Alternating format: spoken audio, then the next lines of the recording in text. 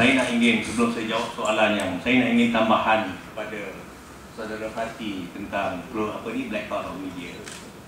Kita sekarang apabila kita berperang, perperangan yang pertama sekali kita kena menang adalah perperangan informasi. Jadi kalau kita blackout media, kita kalah dari segi peperangan informasi. Kerana peperangan informasi adalah satu peperangan yang perlu dirancang. Kita kena menawan hati rakyat supaya menyokong apa yang kita buat. Kalau kita blackout, rakyat tak tahu, rakyat tak akan menyokong tindakan kerajaan. Ini adalah one of the effect of if the government blackout dia punya media. Kalau kita tengok daripada Vietnam War, the war was lost because they lost the media war. People back home didn't support the war. Sama juga kita sekarang ni, kalau kita nak menang hati, kita nak menang hati orang Sulu. Kerana kita ni berdepan dengan orang Sulu.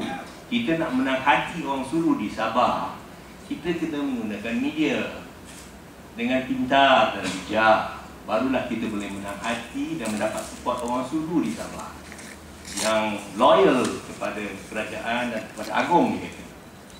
Sama juga kalau kita nak memenang support daripada Filipina, kerana it's important, they are the government of the country. Kita kena menggunakan media. Kalau kita tak menggunakan, then these people do not know what's happening here. Yang dia tahu, kita hantar mayat mati. And that is not very palatable to orang di Filipina. Jadi saya ingat this aspect is where I see the failure of the government to use the media effectively to fight the war, to fight the battle in that. Jadi saya ingat that's the point that one has to make and remember that in any crisis, in any war, the media must go. This is the modern world. You have to use information to win the war. Berbalik kepada soalan kenapa tentera tak ambil bahagian dahulu dan kenapa, saya ingin balik kepada cerita bahawa kejadian ini berlaku dengan complete surprise. Pada kita, it's a complete surprise kerana kita tak mendapat barang perisikan daripada agensi perisikan negara. Sepatutnya main peranan aktif dalam memberi perisikan adalah pasukan perisikan Angkatan Tentera. They are responsible to foreign intelligence. Polis ni banyak kepada internal, walaupun SB ada menjalankan foreign intelligence juga. Dia ada attaché dia di embassy kita. Apabila there's lack atau there's no intelligence at all, we were caught by surprise. Kita tak tahu siapa ini. Although saya rasa ada warning telah diberi kepada negara, I'm not going to tell you from which source, mengatakan ada huru-hara akan dilakukan di Lahad Datu. Somebody is threatening to burn Lahad Datu. So we discard this information kerana kononnya intelligence kata, oh ini tak betul. Jadi information yang dia dapat ada raw information, dia didn't process the information to become intelligence. Kerana information tu kena dilakukan proses supaya dia dapat intelligence atau tidak. Jadi termasuklah gathering, collation, checking with other intelligence, baru kita keluarkan dia sebagai sebuah intelligence yang disseminate to the public to know. Jadi apabila ini berlaku, dia mengejutkan kita. Dan apabila dia mengejutkan kita, dia mengejutkan orang yang nak handle tu. Dia tak tahu apa nak buat. When you are not prepared to do action. Itu simple mathematics. Kalau you orang pandai bilang kan, jangan ikut orang ada seorang tu yang beli mahal tak tahu bilang tu different case. I'm not saying more than that. Jadi apabila tak ada intelligence, we are working in the dark. Sebenarnya saya dapat information yang juga yang saya tidak boleh mengatakan bahawa yang mula-mula datang dah seramai 21 orang bersenjata, tetapi nak membuat rundingan kan di atas tuntutan-tuntutan mereka. And when this didn't materialize, the group of people became bigger and bigger to about 200. without them realizing the group has become bigger to 200. Dan apabila dah sampai ke 20 hari yang ke-23 kalau tidak salah kita, apabila benda ini gagal diputuskan dan dengan tidak berjaya, pelakulah tembak menembak. I don't want to blame who started the tembak menembak. Neither will I say kenapa salah kita sampai kita mati 2 orang anggota polis di situ. Followed by another 6 which was killed in Semporna. Yang 6 ini pun saya tak nak komen kenapa dia operate sebegitu kala kerana sehingga menyebabkan 8 orang mati. It is a failure of positive action by the government that causes this. Okay? And one must realize. Kita kena, dia government membagi alasan dia menggunakan satu artikel daripada Geneva. Saya tak tahu which artikel, I can't remember.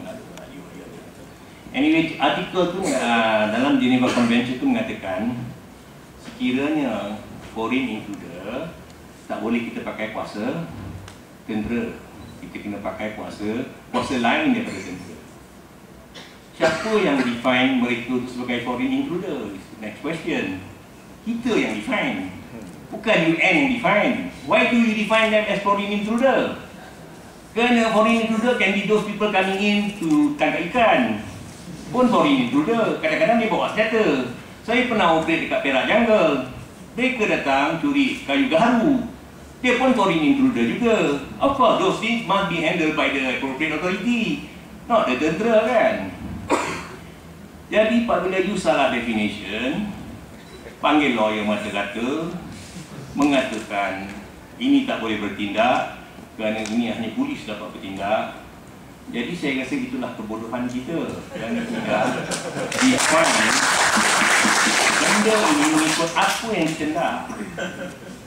Kerana dalam other convention, sekiranya negara ini dicerobohi oleh aggressor, armed aggressor, you have the right to defend yourself at any cost. Every nation has the right. It is laid in the Geneva Convention. It is your land, your territory, your people. You must defend them. Jadi kalau you pakai that definition, you can act from the first day. Kenapa pakai definition yang salah? Lawyer mana yang diambil? Jadi dari press tanya saya soalan tentang kerana dia ignorant ni kan. Press kadang-kadang quite ignorant about this because it's a new subject matter tu kan.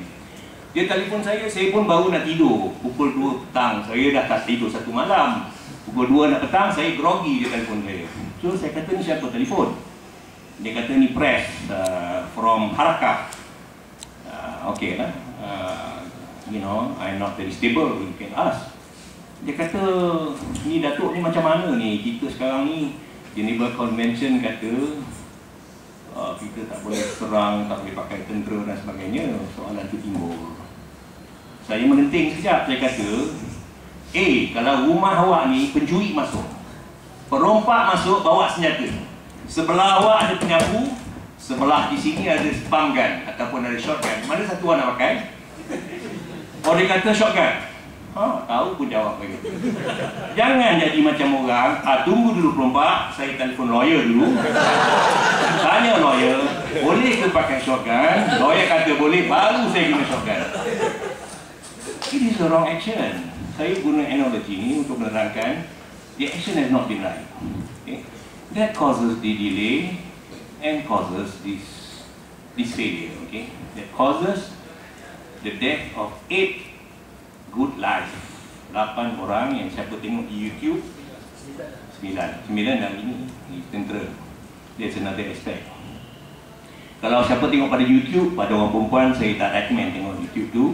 Siapa yang baru makan jangan tengok juga YouTube tu macam mana dia sembelih constable. Dia potong jari dulu, dia sembelih constable itu. And this is caused by our failure, by the government's failure to take action quickly. Dia sepatutnya from day one lagi kita dah panggil tentera kerana maaf Had Datu ini kalau faham di operasi di Sabah dia is broken into sectors. The one from Semporna to almost to Had Datu is army sector. Kerana because of berlakunya dulu pulau-pulau yang dicerobohi oleh dan kidnap orang, jadi The army had been occupying the pulau they call Pasir dan the land beside it. The police are given Ladatu, and in the north it's all, I think it's the army balik. So the orang Sulu pun dia belajar mana dia nak masuk. Dia masuk ke arah polis. Pasal dia kata kalau masuk ke arah army, then we are confronted with a bigger problem. So dia pun pandai juga, dia buat calculation dia. Jadi public kat situ yang ada hanya polis, but we can always call the army to come immediately, and they are all ready to come and do action. Jadi apabila benda dia tak buat, apa mati dah 8 orang, buang pula Geneva Convention tu, dah tak kira convention dah, pakai tentera. Logik tak? Tak logik kan? Masa tak ada apa-apa, jangan pakai convention, dah jadi apa-apa, oh boleh pula tak payah pakai convention, kita pakai cara lain, kita terus lah. Dan serangan itu, saya pun tak nak komen pasal serangan ni, kerana saya rasa operation Angkatan Tentera ni dia ada clear mission. The first mission is to recapture Tandos, Kampung Tandos is one of the mission they can give. The second mission is to neutralize the enemy in that area, maknanya make them ineffective. The third mission is to destroy the enemy in that area. So I don't know which mission did they give, tetapi memandangkan kepada keadaan pada hari ini, saya rasa the mission to destroy kalau dia bagi tak berjaya. You can court martial the commander on the ground, okay? But I don't think it's fair going to court martial, kerana it's so cluttered up sekarang with political gimmicks in the operation. Banyak sangat political issue is brought in. They are not clear apa dia military objective yang kita nak sampaikan. Kerana every time tentera masuk dalam buat operation, there must be a clear military objective. And by the look of it, I don't think there's a clear military objective. There are a lot of political objectives to catch Anwar Ibrahim because of this operation. Banyak political objective, right? I'm not clear what is the military objective. Sampai hari saya ingat military masuk bawah rumah, cari ayam, cari gini, cari dalam geban ayam and all those, which is not the work of the military. Although it warrants the military to be there, but searches of houses and all those cannot be done by the military in peacetime. It has to be done by other authorities. Jadi saya rasa the operation has been a total failure from the very beginning, from day one. And lagi kita hilang seorang prajurit, kerana saya juga rasa there is a missing link of the tactical information, tactical research tak berjalan kerana kita tak tahu betul-betul di mana musuh itu berada. And I think that's what the feeling I got. Kalau ada itu apabila kita bomb the area, we would have destroyed most of the incidents. So I cannot comment on that because I'm not on the ground. If I comment on that, I'm doing a seat myself. So I just say that I praise that they have done a good job so far, but we hope that the operation will be conducted and finished at the soonest. Kerana supaya your life can be restored in Ladatu. It's important for life, normal life to be restored in Ladatu. People are suffering. Anak tak boleh sekolah, business tak boleh berjalan. You know, and these people are not big businessmen, not business tycoon. They are small business people, which daily business is important to them. You cut their lifeline, fishing cannot go on and sebagainya. It's suffering to the people of Ladatu. I rasa the government had to do something positive, and then to declare the area a safe area for people to carry on with their normal life. Jadi saya berhenti sini dulu, dan kalau saya ada orang-orang lain, saya akan cakap lagi. Terima kasih. Thank you very much.